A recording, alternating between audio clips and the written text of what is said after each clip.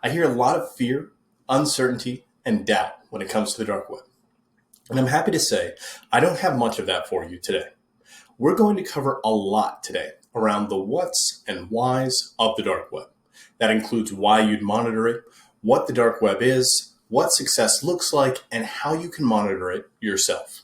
We'll look at some case studies in healthcare and finance and discuss how to put in place dark web monitoring technology in your security stack. When you start looking at the dark web, the first thing you have to ask yourself is, does my security team need to monitor? I'll use an example of a recent conversation with one of our clients. They're in healthcare, executive level, have an MBA, but they're not very technical. And a few months ago, they called me up and they said, "Hey, David, do I need dark web monitoring?" And I asked them, "You mean for your company?" And they said, "No, for me." That growing interest in individual monitoring is worth noting. And it turns out there are ads now on TV pushing for individuals to purchase dark web monitoring. And you can see awareness opening up outside of the information security community. So what does that mean for you?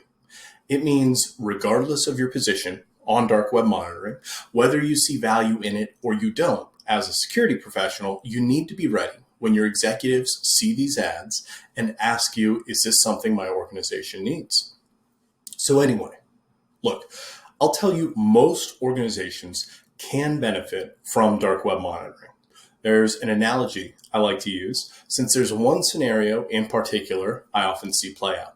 Security folks at companies I'm speaking with often come out and say, of course, we're going to monitor the dark web. That's great. But as Dale Carnegie said, knowledge isn't power until it's applied. The problem is they have no plan to operationalize alerts when they find out they're showing up on the dark web. For instance, what if you put a tornado siren on the side of your house?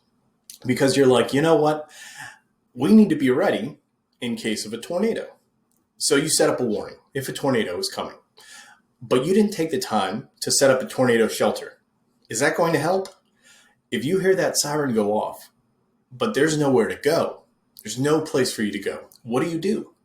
That's how most organizations approach dark web monitoring, because they don't ask themselves, how am I going to operationalize alerts?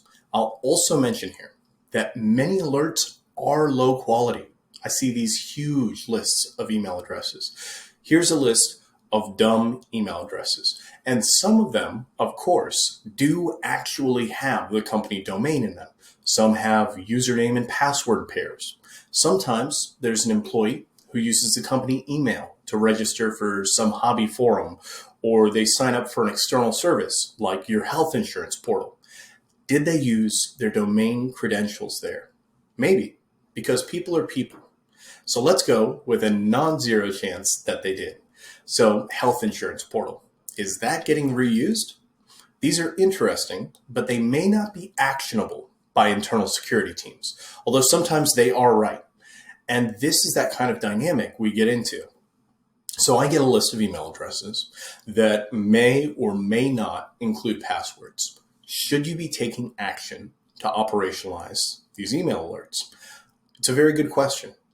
And I've seen this happen many times. For instance, you look at the list of email addresses. They may have passwords in there, or they may have the hash, and they have to crack them to get to the actual password. But I've seen attacks start from this, a list of email addresses with the passwords leading into various types of attacks. There's credential stuffing, which is one of the top 10 most prevalent attacks last year and this year. And it's a numbers game. So you take someone's password and try it for all their accounts, both corporate and personal. And you try and you try and you try. Within milliseconds, you can try thousands of passwords. And if you break in, that's good. You win.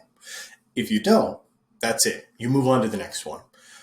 It's low cost for you to set up a password cracking software like John the Ripper on a cloud service provider. We're talking a few dollars per month. Some of these passwords and databases also sell for very cheap. Sometimes if you're paying attention and you see them at release, you can get them and use them very fast. So it's a very good idea to look for. It's useful for criminals. I've seen attacks against consumers where you receive these emails saying, I tracked you last night, here's your password, and I installed some software and found you, and if you don't pay me, I'll release this movie of you online. I'll tell you, there's a lot of people coming to me complaining that they actually paid. And they're actually frightened when they see the email because if not the entire password, many people are going to reuse at least a part of it. So if they recognize that, they're going to say, oh my God, this is actually happening. This is for real. And they're actually giving in to that ransom.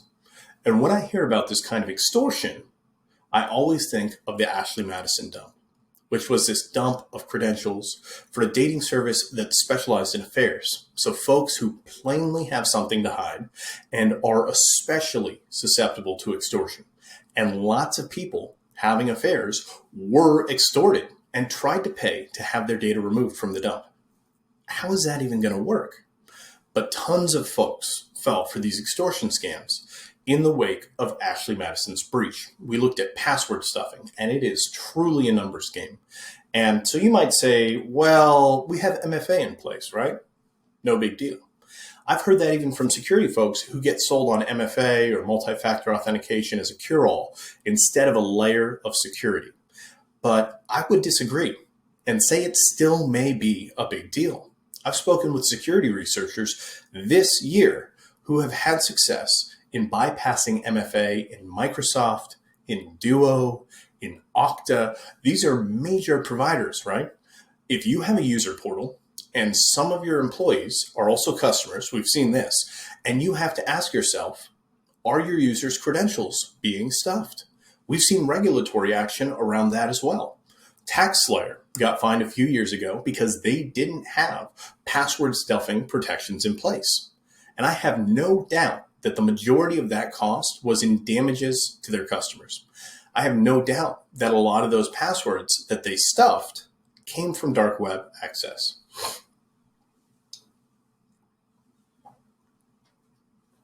It is something that we need to think about how we're going to action though. So I come back and say, look, if you're selling access to my network on the dark web now, bang, that's actionable intelligence. This is when I want to get an alert, right? First question is, what kind of alert? How is that going to work? That's where I would push on that and say, what kind of alert am I dealing with? And so if I'm a service provider, now I have to ask, can I afford not to have dark web monitoring? Again, let's consider the TaxSlayer case, right? Where we saw TaxSlayer got hit hard with fines from the FTC for not preventing credential stuffing. They'll also be going through comprehensive and expensive audits until 2035 as a result. So we have liability attached to not knowing about these issues and not responding to them. I'll tell you that dark web monitoring generally reminds me a lot of DLP, or data loss prevention. DLP is one of those things that you don't notice until you need it, right? But when you need it, oh my gosh, do you need it? And so it's one of those things that often sits in the background, out of sight, out of mind, and sometimes you forget that it's there. But then, bam, you get that alert. And if not for monitoring, you wouldn't have known about it. But for this tool, you wouldn't have known about this issue that we're having. And so again, for me, that's huge. So I do want to talk about some difficulties with dark web monitoring because there are some difficulties here. Number one, there is no map of the dark web. You can't say, okay, well, now I have 25% coverage or 50% coverage if I've agreed that I need that much coverage. So you have to ask, how much is too much? How much is enough? And what does that actually mean? Are you going to the most places to get data? Are you focusing on the best places to get data, the best forums, the best marketplaces? There are places that you don't walk in with a free Gmail account and say, here, let me work for a while and see all your secrets. It's like criminals doing criminal things on the interwebs. They want to not get caught by law enforcement, right? So they don't make it easy to dive into these forums. I'm not going to say it's always difficult, but in some cases, we've seen you have to buy stolen data to gain access to a forum. Cheap, by the way, right? So we're talking in the neighborhood of 20, 50 bucks. Now I have to ask, is your legal counsel on board with this? And I can already answer for you right now. They're not going to say, go spend some company dollars to go buy some stolen data, which may include our competitors. They're not going to be on board with that. Again, this is going to keep a lot of folks out. And again, this is one of the difficulties in standing up a native service inside your company. And we'll dive into the techniques of dark web monitoring a little later. But some of the biggest challenges that we've seen in the dark web ecosystem, first off, I'm going to exclude everything that's good about the dark web. Privacy and anonymity, we're not talking about that here. We're talking about the bad stuff. So most people, when they think about the dark web, it's about what they've seen or read or heard about in the news. That usually involves dark markets, those places where people sell drugs, weapons, all that kind of stuff. So with this, we're talking about business. Okay, so people run illegal businesses, but that's a tiny percent of the actual dark web and the bad things that happen there.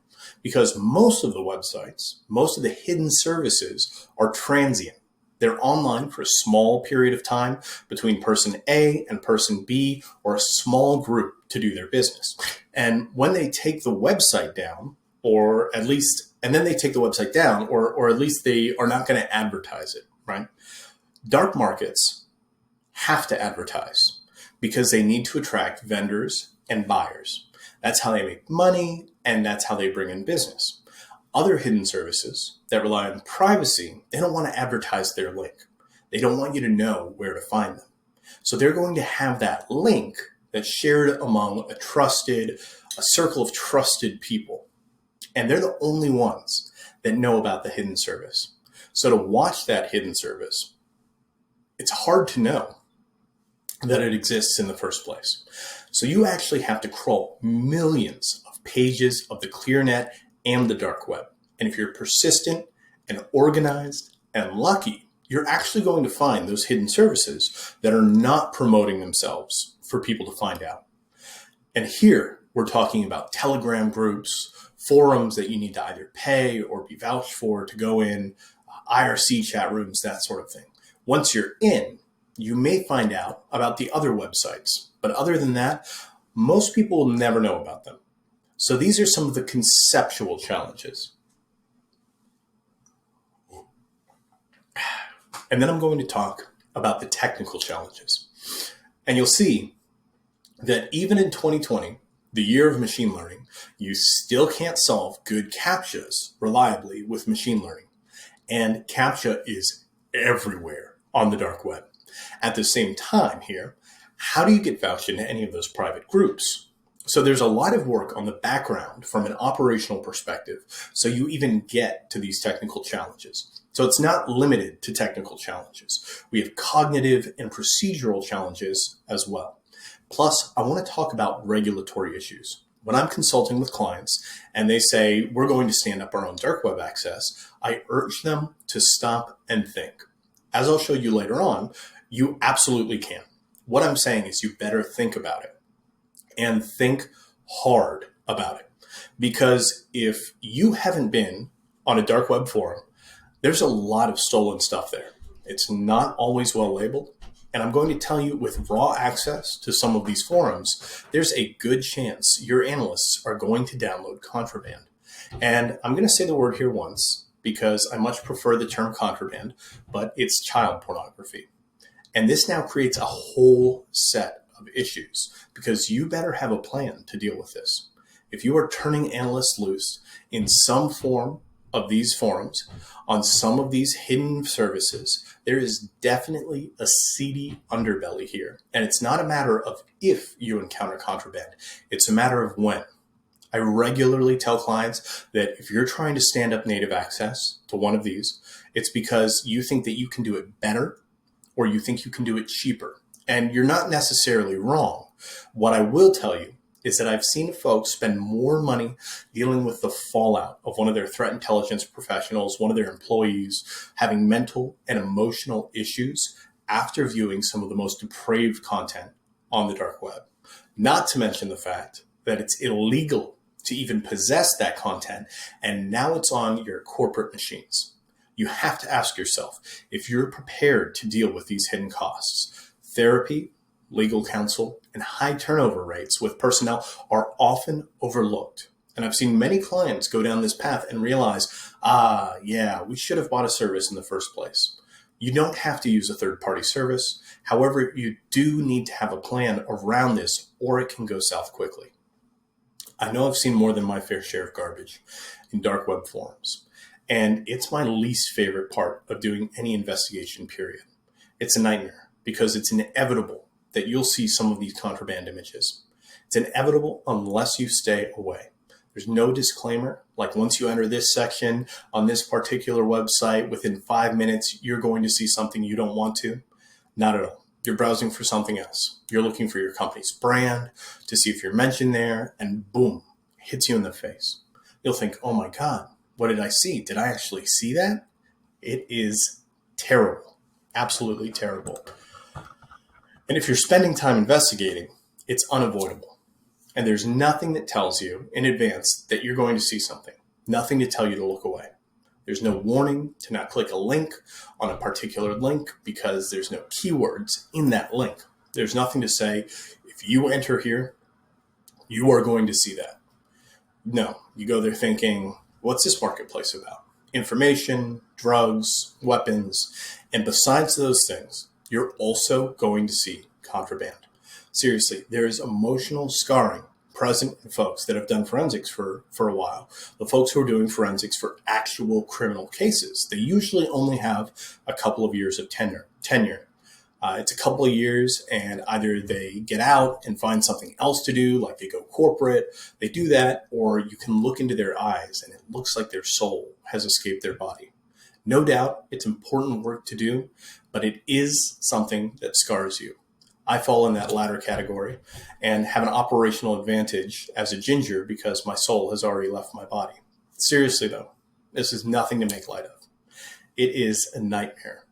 And emotional scarring aside, at a corporate level, you need to have a plan for this, right? And how are you going to deal with this contraband? Right at the point that an analyst is seeing it. It's in a browser cache somewhere. Did your analyst have private browsing? And again, you have to ask yourself, did somebody save it on purpose? You hope that you don't have a pedophile or predator within your organization. It's happening on corporate hardware. It's happening on corporate time. Be smart about how you handle contraband if you're going to go down that road. There's no warning sign, my friends. So consider this the warning sign. So now let's talk about the good, because we responded in early 2020 to a phenomenal breach. Without dark web forum access and without dark web monitoring, we would have never seen this. So the client sees basic credentials, server IP, and the port they're being sold on. But bottom line here, the accounts being sold, they gave direct access to regulated health data. This is a nightmare scenario for this organization. It was only a few accounts, right? No other monitoring detected it. And in fact, only one of the accounts had already been sold. No other monitoring detected that the one account that had been sold was acting abnormally, and the user had only queried a few regulated data records. It wasn't operating like a stolen account. So we approached the client with the account names and said, hey, look, here's what we have, right? And they checked the logs and said, you're wrong. You must be wrong about this. Like, there's no abnormal use or indicator that this was compromised. I can't tell you for sure that they're compromised. I can tell you that they're up for sale, right? Because we bought them. And again, very quickly, within the next, we'll say 48 to 72 hours, they confirm the compromise. Oh no, this is real. And that's such a huge case study right there. And I kind of brought this up earlier in the context of DLP. I said, it's the thing that kind of runs in the background. And you're like, do I need this thing? But then when you need it, you absolutely need it. Because I'm going to tell you, like, this would have been a major reportable breach, right? The potential enforcement action alone, based on the number of records that were accessible, would have been in the 7 or 8 figure range. It ended up not being a reportable incident from a regular data protection standpoint at all. And that was because the number of records accessed in that period before we cut this off at the knees was so low. And it turns out it was below that reportable threshold. Compromised individuals were notified, but not the larger regulatory bodies. And this is a huge save, right? We're talking about a couple $1 million saved for this particular organization. And it doesn't always work this way, but in this particular case, a huge, huge win for the war. So I want to close that couple of thoughts. And I'll mention here that dark web monitoring can provide huge benefits to organizations, even before a situation like this occurs. One of the insurance experts I work with, Joseph Brunsman, over at CPL Brokers, shared this. Just having monitoring in place can heavily reduce insurance premiums and even qualify as a risk of harm analysis in the event of a data breach. Excuse me.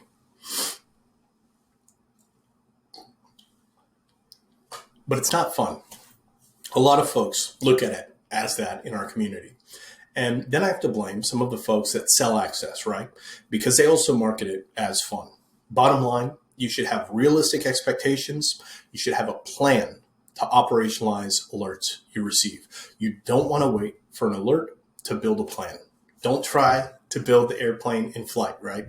That goes for dark web monitoring as well. It's one of those things you probably shouldn't try to do it yourself. There are huge potential legal and regulatory implications of DIY dark web monitoring. And again, that's before the technical challenges of it. And I have to tell you, my friends, you have to weigh these issues carefully before you decide on a strategy.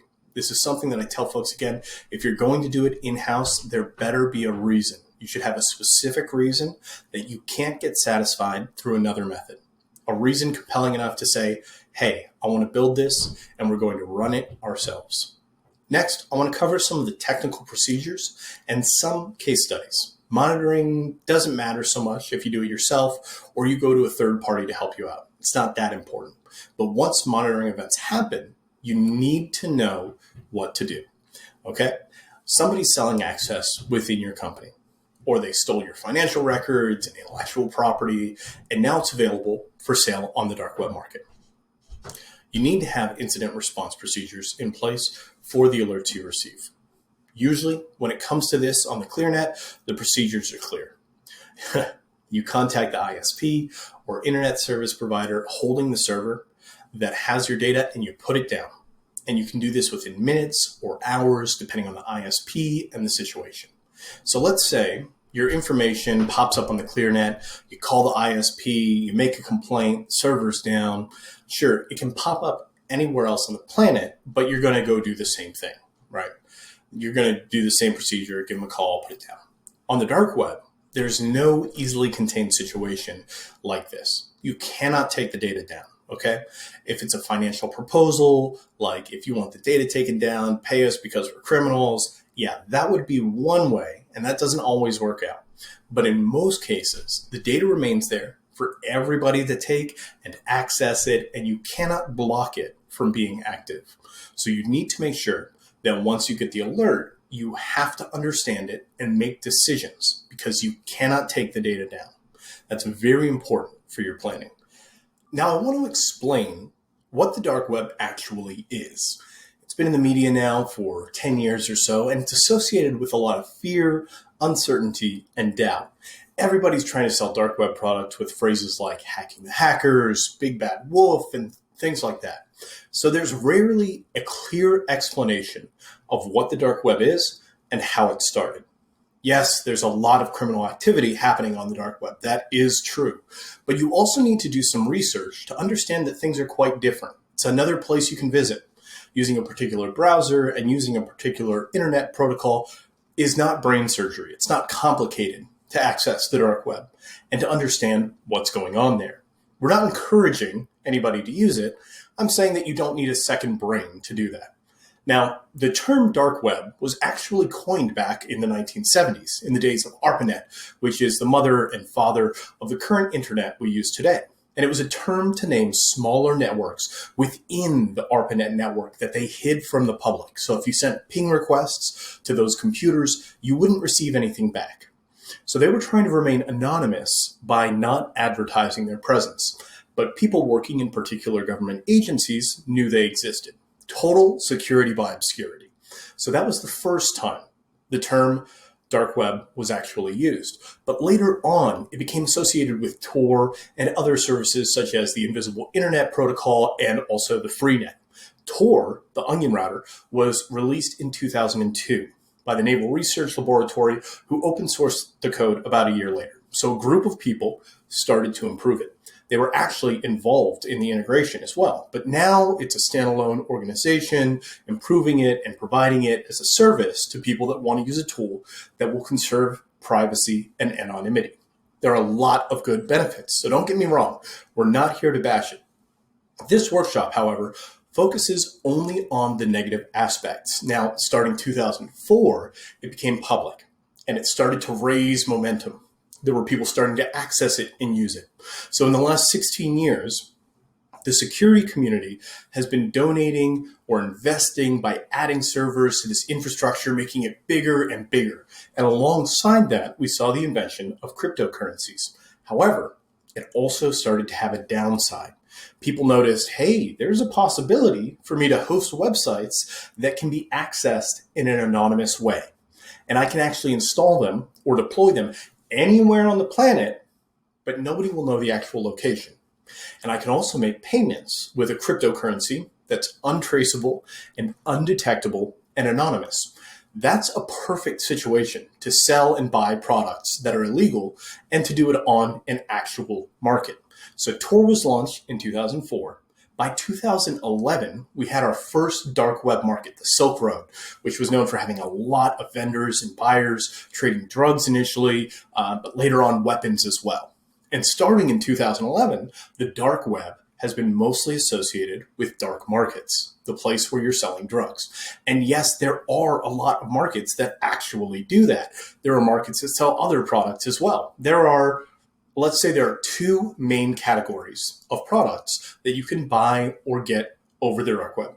It's going to be the digital ones that we'll touch on now. Aside from what we've already covered under digital, you're going to have a few novel services. You'll have malware and ransomware services, and you're going to have exploits and hacking services. You're also going to have fake IDs on the dark web, not necessarily physical. The majority are digital ones, which you can use to register at particular services that require you to send a photo of your ID.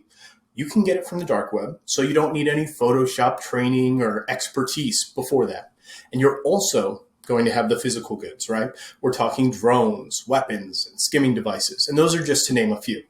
And also, in these markets, there's also an entire ecosystem that has been created. It's an underground economy where everybody is playing a part. It involves people that casually browse it, looking for what's new. It also involves security researchers that are trying to see, okay, what's going on? How can we find criminals?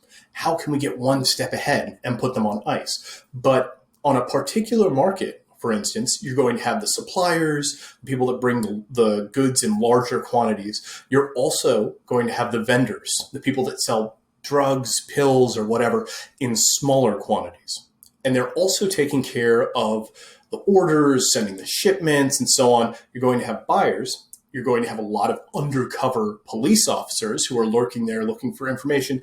And then we have a lot of intermediaries like shipping services, money mules, escrow services, and everything is paid with cryptocurrencies. This is in terms of the markets. So markets are a specific niche within the dark web, and it's by far the most popular one, and that's where you do business. However, there are going to be other services that are harder to access, and these are the forums. On the forums is where the interesting stuff for us cybersecurity researchers or CIOs or CISOs is, because that's where they're talking about your company. That's where they're going to say where they're going to plan an attack. And maybe they're gathering firepower. Maybe they want to do a DDoS or distributed denial of service, and they're asking their colleagues to help them out with the DDoS or purchase a DDoS tool. They're also going to sell access to companies that are potentially valuable. These are much more difficult places to get into. You need to pay, or you need to say, I know this guy, it's good. You need somebody to vouch you in. We can let him in. So there's a lot of places where these activities happen, and you have to take that into consideration. To illustrate that, I'm going to share two stories from the past few years and then touch on a few case studies from the past few months. One of them would be the Hansa takedown, which happened in 2017. Back then, Hansa was the third biggest dark web market, selling drugs and so on. And at the time of the takedown, they had an insider's market wallet, and there were about 1,200 Bitcoins, and that was the equivalent of $12 million then, or about $32 million today. And also, authorities obtained data from at least 420,000 users. So that's 500,000 users that were using the market back then. Now, why is this special? So since it was the third market, there were two other markets that were in charge.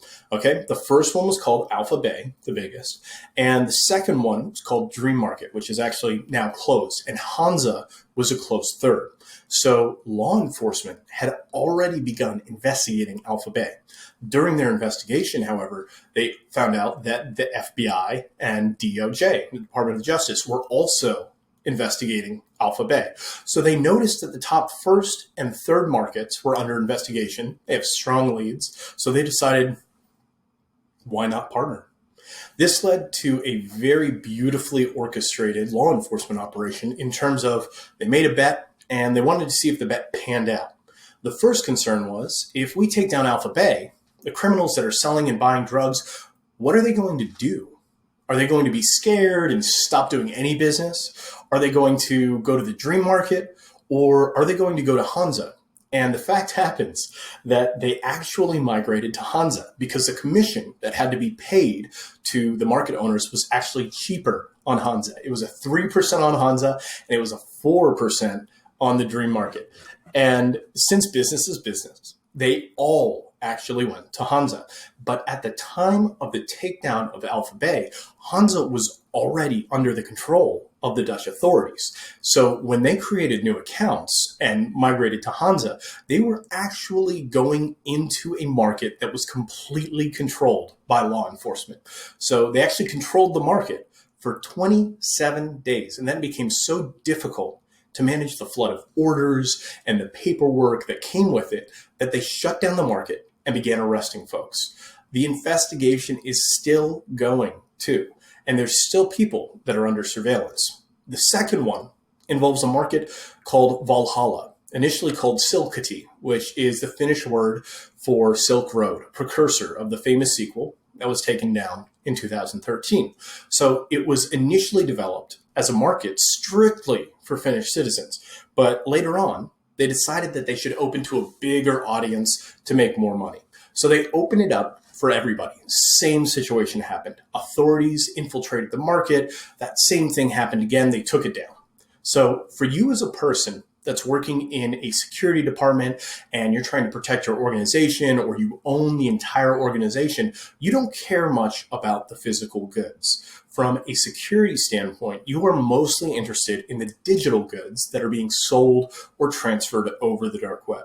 We're talking about data or credentials that are being sold, or malicious services. We're talking about monetization of digital goods, exploits, malware, ransomware services, and things like that. And exfiltration of data. You're going to have to deal with a lot of data that's been stolen and is being sold. So there are several examples, but I wanted to bring some screenshots and live data along. So I can actually show you, for instance, these screenshots from a single market and a single vendor that's specialized in selling banking credentials. And you can see there at every database that's being sold, you actually see how many lots of credentials that vendor has available. And then we have the vendor statistics saying that in total, he has 84 lots of banking credentials. So clearly successful. However, if you look at the price for this privileged banking information, it's $35. So it's not expensive at all. So if somebody wants to go into even cheaper credential stuffing attacks, if you put down $100, you can get an enormous amount of credentials to test. It's too easy to go into this business for criminals to ignore. This is truly a numbers game. So there are a few concerns here from an organizational perspective. One is, do these credentials allow access to my internal network, right? Are they going to be useful for things like doing a VPN login or accessing Outlook, for instance? And there I've got to look carefully and operationalize that and try to work with that. So you look at these accounts, and Google came out last year and said 65% of people reuse passwords all the time, right? And so knowing that they reuse passwords and knowing that these databases typically come with their email address as well, now we've got a situation where it is pretty trivial to do credential stuffing. And so now you've got to ask yourself, what does that mean for you? What is the cost of dealing with those credential stuffing losses? Because a lot of the time, those losses will fall on you as a security professional. And separately, you have regulatory issues. You start looking at the enforcement actions from the FTC, from other regulatory bodies. So this can be a huge risk. And selling assets and network access, that's a whole different and nasty spot to be in. And if there's a customer portal with any regulated data behind that and criminals can access that, I've seen potential liability with some clients climb into the billions of dollars due to the amount of regulated data they retain. GDPR, CCPA, OCR, and FTC enforcements have skyrocketed over the last couple of years. So this is a critical aspect for you to consider. At the beginning of 2020, there was a dark web actor, FXMSP, saying that he has access to 3 out of 5 security vendors. So they're saying, look, I'm selling access to these 3 vendors. Maybe you can use that to hack into them and install ransomware or steal intellectual property. But since they are security vendors, maybe you can pivot from them to their customers. And then you can get more companies and so on. But the price was not that high. It was in the neighborhood, I think, $200,000, $300,000. So a group of hackers that were saying that they were selling access within a company. And usually they're going to target companies that are offering services to other companies because you can pivot through their infrastructure to the other companies and monetize that access. Okay, you can make a lot of money on my next screenshot. For instance, this is corporate data for sale, and this is a single market, single vendor again. So I didn't do tons of research to find out. It was actually quite easy to find. And this is only for one single market. So here they're saying, look, I have corporate intelligence on this company. You have background information, you have trading advantage, and the prices are higher here. Now they're talking about $100,000 with a buy now price of $200,000. So this corporate intel that they're selling, they're saying, I have some PDFs and I'm selling them for tens of thousands of dollars a file. They're selling it anonymously. They're sending you the PDFs. As a buyer, though, you can use them to do whatever you want. And usually they say it's for training or for due diligence, but it can also be intellectual property. You can buy blueprints. It can be a lot of valuable data that they stole. Maybe they don't want to get involved in other activities. They don't know who exactly to sell the data to, or maybe they just don't know what to do next with it. So they're going to sell it to make a quick buck. And also, there's a third option. Okay, so this is a hidden service called Happy Blog. So this is a place where initially the operators of Sonakibi, a prolific strain of ransomware, were showing or giving away corporate data stolen from the victims of their ransomware. And they were saying, look, we have this data. If you're not going to pay the ransom, we're going to release this data. If the victim company wasn't willing to pay or didn't care, they were actually selling it. They're actually creating an auction saying, hey, who wants this data? We're setting a minimum deposit. We have a suggested price. Come on, let's do an auction and sell this data. And this is just one website. And we know about it because researchers discovered it and said, look what this particular ransomware group is doing. You can go there and see the data. So there are probably thousands of others that are not publicly available that you need to log into. That's a lot of information out there that's relevant to companies, and many situations where you as a company will not discover the hack. You won't see that data leave your infrastructure. You're going to find out that you've been breached only after someone sees the data on one of these sites and calls you saying, hey, your data's here. And then you're going to realize you have been breached, and then you're going to start an investigation, not sooner. Okay, moving on. So it's important to understand the dark web. You have to understand it to make it your ally. You don't have to do it by yourself because there's a lot of things you have to take into consideration. And I've been mentioning a few of them that will bump in your face and will give you or your analysts emotional scars. But there are a lot of situations where you need to be alerted. You can think of scenarios where you need this intelligence, depending on the type of your organization and the type of data you store. You can actually figure out for yourself what sort of alerting level you would need. For instance, when your company name gets mentioned in a market or a forum, or when passwords of your employees come up, it doesn't matter if it's personal or a business account. All passwords are important. If there's a CVE or a common vulnerability and exposure that is related to one of your products or services, you would want to know if there's new ransomware being developed. And if the developers announce on a forum that they're including that exploit for your software, then you need to notify your customers so they know that ransomware is being prepared and distributed on a mass scale and they can protect themselves. You should have the ability to do your own searches without the challenge of avoiding images or movies that you definitely don't want to see. And I'm sure you can imagine other scenarios with unauthorized access to email servers or databases or intellectual property where you'd want to be able to respond. I actually split the process of dark web monitoring into 5 phases because that's how many phases we use. And that's how many phases I think are relevant. So whether you do the target monitoring yourself or you're asking for help from a third party, the steps are kind of the same. Step 1 is reconnaissance. You need to find out where those hidden services are. You need the links so you can access them and see what's going on there. There is no Google for the dark web. Yes, there are a few indexing services like dark.fail, but they usually stop on the front page. So if there's a paywall or an authentication mechanism, they will not go further.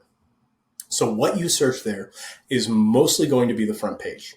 There's also going to be a lot of hidden services that are fake or scams or honeypots. They're not really relevant for you. They're created to scam other people or to scam other scammers, for instance. They're going to create fake dark markets, and they're going to scam vendors and buyers that way. These markets, as I explained earlier, are transient, and so that address may change with time. So you need to periodically visit them. Maybe you can find out if there's a particular pattern where they're up or down and so on.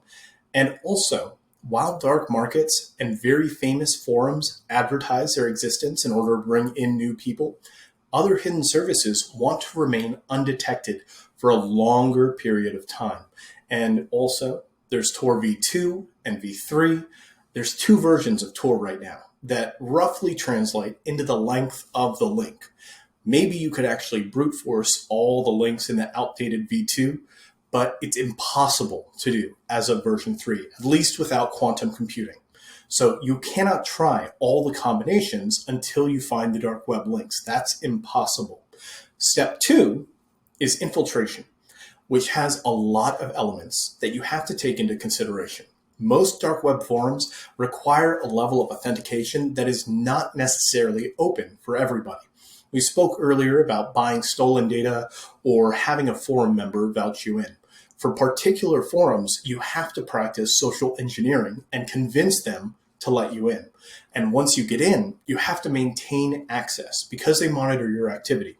So if you're allowed access and you start downloading and visiting all the pages, they know that you're crawling them. So they're going to ban you from the site and you're not going to be allowed again, at least not with that account. Step 3 is crawling, which has a lot of problems. Trust me, there's several protection mechanisms in place. There's CAPTCHA. For me, it's a nightmare to pass the latest CAPTCHAs. And I'm human. There's options here for automating or using services to solve these, but they're prone to breaking and the cost can quickly add up. Another mechanism is the number of different languages. So say it's a Russian forum and everything is going to be in Russian. It's not like Google Chrome that will do automatic translation. So you have to copy paste everything or extract and process those pages and translate them accurately with a human or machine. Another mechanism is not all content can be legally downloaded. That's definitely a very important aspect. And also, Crawling is a semi-automatic process, as it needs human interaction to solve CAPTCHAs, to authenticate, or change passwords periodically. So you need to interact with the crawler as a human being. And if you want to do it in your own company, it's going to be costly, it's going to be time-consuming. Step 4 is storing. You have to capture all the data you get. You'll have to factor in the cost of setting up a crawler, the servers and databases that power your crawler, as well as the analysts who run it. We use a broad range of commercial security feeds in tandem with Onion Ingester, and it is not cheap. All that information can be in plain text or HTML, which is easy to process, but then you're going to have information embedded in images and videos, plus documents with audio and screenshots and so on. You'll want to avoid pornography of any kind. You do not want to have that stored on your corporate or personal computers. We use various off-the-shelf machine learning algorithms that perform nudity detection for less than $1 per 1,000 images. AWS Recognition is a very powerful service in this regard. So luckily, that's how we manage to stay away from that. And it's a very interesting process. We actually never see those photos anymore. We just get the checks back. You also need to avoid trackers there. There's people on the dark web trying to scam other people. So if you open a PDF, that PDF might have code embedded that will call home and notify whoever created it or put it there with information like what's your real IP address. And also, you're going to download malware. So if you're doing some research, you need to stay aware that there's viruses and you need to make sure you're not infected. In our case, it's good that we download malware because it gives us the opportunity to dissect it and we understand what to do and we make sure we detect it.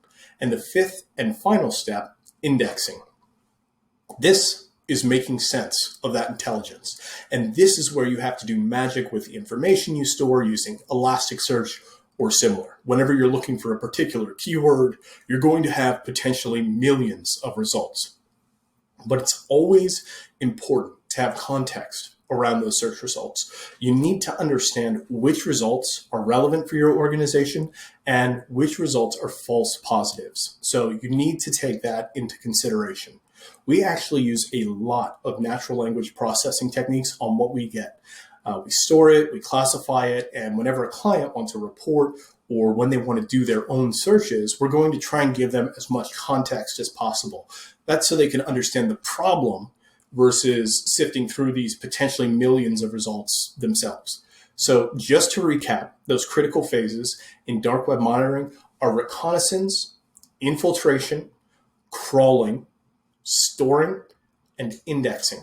Please don't hesitate to connect with me on LinkedIn, and please let me know in the chat what kind of workshops you'd like to see in the future.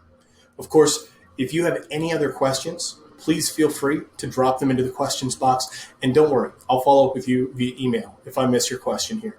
One common question I get is how can organizations ensure that they actually have an efficient dark web monitoring process, whether or not they do it themselves? And we already talked about why they should and shouldn't. As you're researching, where can you go for these services? How do you ensure that it's actually efficient? There are a few companies that provide dark web monitoring and alert if anything happens. Recorded Futures, CyberAngel, and us at Hailbytes, to name a few. There's no third party doing comparative testing right now. So there's no website where you can find out, oh, this is the best monitoring company. It's important when you're talking to these folks to ask, why should I use you over other companies?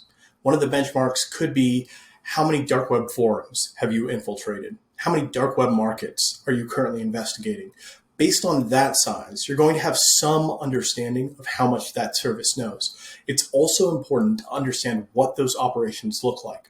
Are they actually talking to criminals to get access? Is their intelligence only from crawling to search for new services? Because one critical aspect for this kind of intelligence work, it's the human intelligence and the interaction with criminals. Sometimes the information isn't posted somewhere on the dark web, but there's a criminal saying that they have a business proposal that you can't refuse. And if you talk to him and engage, you may be able to get that piece of information. So it's a complicated decision. You'll need to do your research when talking to these companies, even to us.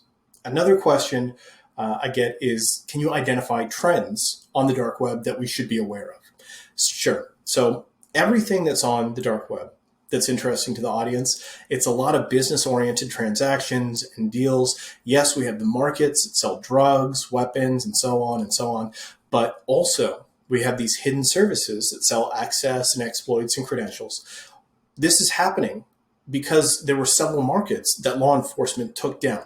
Also, there were some markets that were actually scams. They were trying to get as many vendors on board as they could to pay the deposit, and then they were disappearing. Now the trend is to have smaller markets, even single vendor markets. So instead of going to the Amazon of hidden services or a market with many, many vendors and buyers like Silk Road or Alphabet or Dreams or Hansa, you're going to do your own hidden service, your own website, and you're going to sell there on your own. That's the trend that criminals are now testing. We're seeing decentralization of markets and forums in response to law enforcement activity. Now, we have a few minutes left here, and I know some folks would like to know, what does HailBytes provide around dark web monitoring? We provide infrastructure consulting if you're trying to set up monitoring in-house.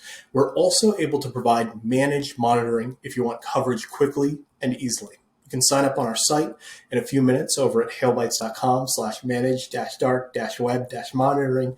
Then we'll work with you to gather the information we need to monitor on your behalf. We monitor over 10,000 forums, marketplaces, and other hidden services for that info. That includes company domains, email addresses, and IP addresses of critical infrastructure. Our analysts will monitor those assets and reach out to you to help explain alerts. Plus, they'll help you act on those alerts so you're not left staring at a tornado siren. You can visit us online at hailbytes.com/managed-dark-web-monitoring, or you can email me at david@hailbytes.com. Good luck turning the dark web into a security ally for your organization. And remember, knowledge isn't power until you apply it.